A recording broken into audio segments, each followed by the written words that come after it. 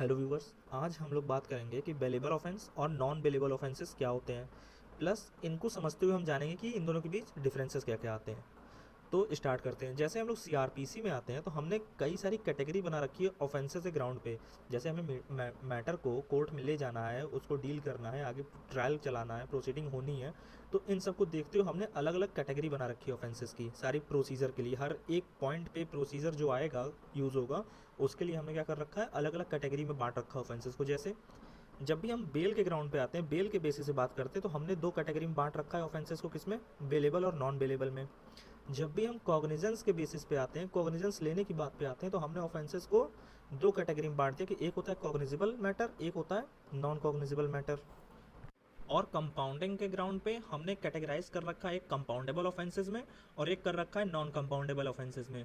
तो हो क्या रहा है, हमें समझ में ये आ रहा है कि बस डिफरेंट स्टेप्स हैं। कहाँ पे? जब भी कोई क्रिमिनल मैटर चल रहा है उसमें डिफरेंट स्टेप्स आ रहे हैं, वहाँ पे डिफरेंट एक्शन लेना है, वहाँ पे प्रोसीडिंग थोड़ी चेंज होगी। तो वहाँ पे उन प्रोसीडिंग को स्मूथली रन कराने के लिए हमने सबको ऑफेंसेस को एक सीरियस कैटेगरी और एक less serious category of offence में डिफरेंशिएट कर रखा है। बस इतना है। मतलब ये कि आप ओवरऑल चाहे कंपाउंडिंग, बेलेबल या कॉग्निजेबल या नॉन कॉग्निजेबल, इन सबको जब भी आप इकट्ठा करेंगे और एक जगह कंपाइल करेंगे तो इनकी बस दो कैटेगरी बनेगी, एक होगी सीरियस ऑफेंस की, एक होगी लेस सीरियस ऑफेंस की। इससे ज़्यादा कुछ नहीं है। तो अब हम लोग डायरेक्टली मूव करते हैं अपने टॉपिक के ऊपर। और टॉपिक हमारा है बेलेबल और नॉन बेलेबल ऑफेंस प्लस उसके डिफरेंसेस को समझना। होता क्या है कि सोसाइटी में बहुत सारे लोग हैं, वो ये सोचते हैं कि बेलेबल ऑफेंस ऐसे ऑफेंस होते हैं जिनमें बेल ग्रांट कर दी जाती है, और नॉन बेलेबल ऐसे ऑफेंस होते हैं जिनमें बेल ग्रांट नहीं होती है। मगर किसी भी लॉ में एक्सप्रेसली कहीं भी प्रोवाइडेड नहीं है कि इस केस में आपको बेल नहीं दी जाएगी। ऐसा कोई रूल कहीं भी हमें लिखित में नहीं दिखता है। होता ये है कि जब हम बेलेबल मैटर पे आते हैं तो वहाँ पे किसी भी पर्सन का वो बेल लेना राइट हो जाता है। मतलब वहाँ पे कोर्ट या पुलिस वाले अपना दिमाग नहीं लगा सकते बेल देते टाइम कि नहीं नहीं नहीं, हम तुम्हें इस मैटर में बेल नहीं देंगे। वहाँ पे उस पर्सन का राइट हो जाता है। अगर वो बेल देने मतलब बेल जब वो ग्रांट होगी तो उसकी अगर सारी कंडीशन वो फुलफिल कर देगा तो उसे बेल दी जाएगी। तो कंडीशंस में वो आपसे बेल बॉन्ड भरवाने कह सकते हैं, आपसे श्योरिटी लाने कह सकते हैं। अब श्योरिटी करते क्या है कि उस पर्सन के बिहाफ पे कोर्ट को इंश्योर करते हैं कि ठीक है, आप बेल दे दीजिए, ये पर्सन कहीं भी भागेगा नहीं, जब भी आपको ज़रूरत पड़ेगी, जब भी आप बुलाएंगे तो ये पर्सन वहाँ पे आपके सामने मौजूद होगा। तो ये इसलिए जो है श्योरिटी को बुलवाया जाता है। तो ये कंडीशन जैसे आप फुलफिल कर दिए तो आपको बेल ग्रांट कर दी जाती है। और जनरली होता क्या है कि हर कोई कर देता है। बहुत ही मतलब कुछ कंडीशंस आती हैं जैसे इंडिजेंट पर्सन वाली, तो उन कंडीशंस में कोर्ट फिर आगे अलग तरीके से मैटर को डील करता है, वो हम लोग कभी सेक्शंस में समझेंगे।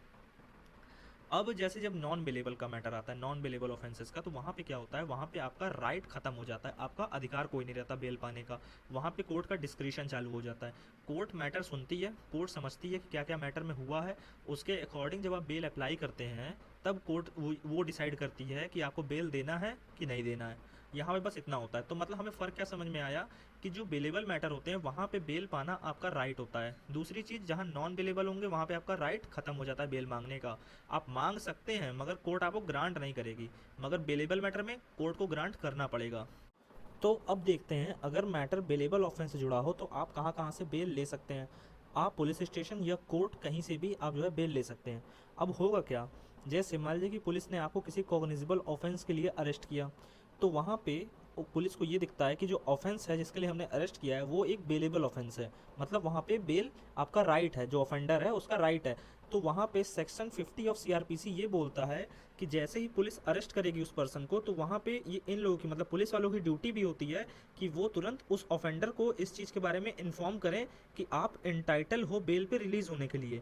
तो वहाँ पे फिर आप क्या करेंगे, फिर आप जो है आगे जो भी मतलब बेल के लिए रिक्वायर्ड चीज़ें होंगी जैसे श्योरिटी को बुलाना या अदर चीज़ें, तो वो आप तुरंत जो है अरेंज करेंगे। फिर आप ये अरेंज करेंगे तो आपको उसके अकॉर्डिंग फिर आपको पुलिस स्टेशन से ही बेल ग्रांट कर दी जाएगी। अब कंडीशन ऐसी बनती है कि मान लीजिए जो सेक्शन 50 ऑफ सीआरपीसी में बता रहा है कि जो पुलिस वाले किसी ऑफेंडर को जो अरेस्ट कर रहे हैं कॉग्निजिबल ऑफेंस में, बट वो जो कॉग्निजिबल ऑफेंस में अरेस्ट किया गया वो मैटर क्या है, बेलेबल है। तो वहाँ पे वो पुलिस वाले क्या हो जाते हैं, सेक्शन 50 के अकॉर्डिंग ड्यूटी बाउंड हो जाते हैं कि वो उस ऑफेंडर को उसके राइट टू बेल के बारे में बताएंगे। बट वो कर क्या रहे हैं, जानबूझ के किसी कारणवश वो नहीं बताते हैं उसे। कि अभी उसको जेल में पड़े रहने दो, इस कारण वो नहीं बताते हैं।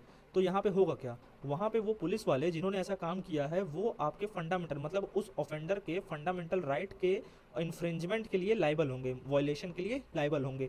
अब वो फंडामेंटल राइट कौन से हो सकते हैं, वो फंडामेंटल राइट आपके आर्टिकल 19 हो सकते हैं, आर्टिकल 21 हो सकता है, जहाँ पे right to life and personal liberty की भी बात की गई है। तो वो लोग इसके लिए लाइबल हो सकते हैं। अब हम इससे आगे बढ़ते हैं और बात ये आती है सामने कि हमारे सामने कोई ऑफेंस हुआ या हमें खुद जानना है कि कोई ऑफेंस है वो बेलेबल है या नॉन बेलेबल है, तो इसे हम पहचानेंगे कैसे। तो इन चीज़ों को पहचानने के लिए हमें जाना पड़ेगा सेक्शन 2A ऑफ सीआरपीसी पे। Section 2A of CrPC bailable offence और नॉन बेलेबल ऑफेंस दोनों को डिफाइन करता है। डेफिनेशन जो बेलेबल ऑफेंस की है वो ये कहती है कि शेड्यूल 1 जो है सीआरपीसी का, उसमें जिन ऑफेंसेस को बेलेबल ऑफेंस के रूप में दर्शाया गया है वो होंगे बेलेबल। या अगर ऐसा हो रहा है कि फर्स्ट शेड्यूल में ऑफ सीआरपीसी में किसी ऑफेंस को शो नहीं किया गया बेलेबल, बट कोई अदर लॉ है, सीआरपीसी के अलावा कोई दूसरा लॉ है, वहां पे शो किया गया है किसी ऑफेंस को, बताया गया है कि ये ऑफेंस जो है इस लॉ के अंडर जो है बेलेबल ऑफेंस होगा, तो उसको भी हम जो है बेलेबल मानेंगे। अब आते हैं नॉन बेलेबल की कंडीशन पे। नॉन बेलेबल बस इतना है कि जिनको जिनको बेलेबल बता दिया गया है तो वो तो बेलेबल रहेंगे और जो बच गए वो होंगे नॉन बेलेबल। अब इससे आगे बढ़ते हैं, हम लोग एंटर करते हैं शेड्यूल 1 में। शेड्यूल 1 में जब हम लोग देखें तो वो भी दो पार्ट में डिवाइड है, पार्ट 1 और पार्ट 2। जब हम पार्ट 1 में देखें तो पार्ट 1 में सिर्फ उन ऑफेंसेस को जो है बेलेबल और नॉन बेलेबल बताया गया है जो आईपीसी में मेंशन है। तो मतलब ये कि आईपीसी में दिए गए ऑफेंसेस के कंडीशन में हम लोग को कोई दिमाग लगाना ही नहीं है। वहाँ पे क्या है कि जो पार्ट 1 ऑफ फर्स्ट शेड्यूल है तो उसमें जो है एक लिस्ट तैयार है पार्ट 1 में, वो पूरी लिस्ट सिर्फ आईपीसी के ऑफेंसेस की है। वहाँ पे वो क्लियरली बता रहा है कि ये ऑफेंस बेलेबल है, ये ऑफेंस नॉन बेलेबल है, उसने पूरा जो है एक लिस्ट बना तैयार कर दिया है। बट जब हम लोग इसके आगे बढ़ते हैं कि अगर कोई अदर लॉ का अगर मैटर आ जाता है, ये हमने तो देख लिया कि भाई आईपीसी के सारे ऑफेंसेस हो गए हमारे, वहाँ पे हमें कोई दिक्कत नहीं आई। मगर अगर बात आती है कोई अदर लॉ आ जाए, आईपीसी के अलावा कोई लॉ आ जाए और वो वहाँ पे अगर हमें पता करना हो कोई ऑफेंस कि वो बेलेबल है या नहीं है, तो उसमें हम क्या करेंगे। पहली चीज़, वो अगर खुद बता देता है, उस लॉ में अगर खुद मेंशन है कि ये ऑफेंस जो है बेलेबल है, तब तो हम उसको बेलेबल मान लेंगे। बट कंडीशन ये बन रही है कि उस लॉ में भी एक्सप्रेसली मेंशन नहीं किया गया ऑफेंस के बारे में कि वो बेलेबल है कि नॉन बेलेबल है। तो उस कंडीशन में हम लोग फिर आएंगे फर्स्ट शेड्यूल में और फर्स्ट शेड्यूल के पार्ट 2 में जाएंगे।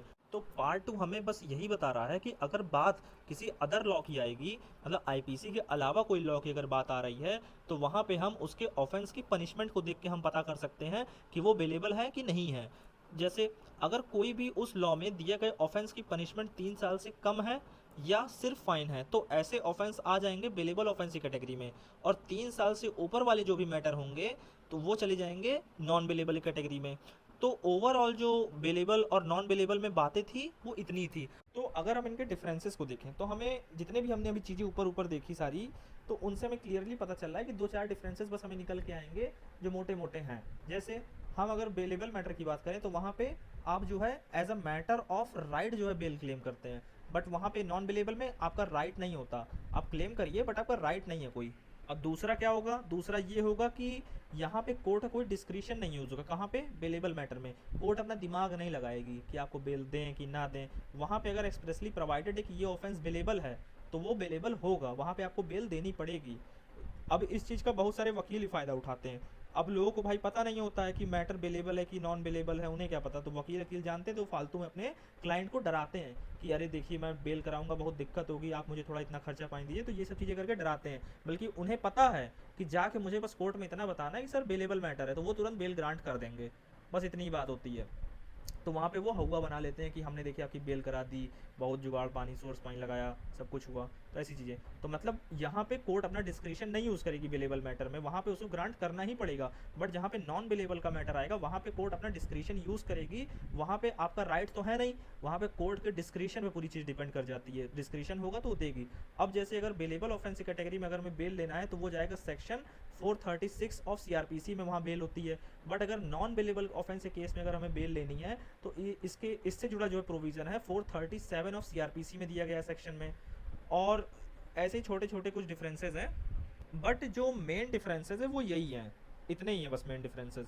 ओवरऑल जो अभी हम देखें कि बेलेबल और नॉन बेलेबल मैटर में चीज़ें जो जितनी थी, अगर ऊपर ऊपर समझे सेक्शंस को अगर हम किनारे रखें तो ओवरऑल इतनी ही चीज़ें थी। बाकी की प्रोविजंस की कैसे हमें बेल देनी है, कैसे ग्रांट होगी, क्या क्या प्रोविज़न हम इस्तेमाल करेंगे और किन चीज़ों में कौन श्योरिटी हो सकता है, कब श्योरिटी हट सकता है, बेल बॉन्ड क्या होता है, तो ये सब चीज़ें जो है सेक्शंस के अंडर दी गई हैं। तो वो चीज़ें जब हम लोग कभी सेक्शन वाइज पढ़ेंगे तो उसमें कवर करेंगे।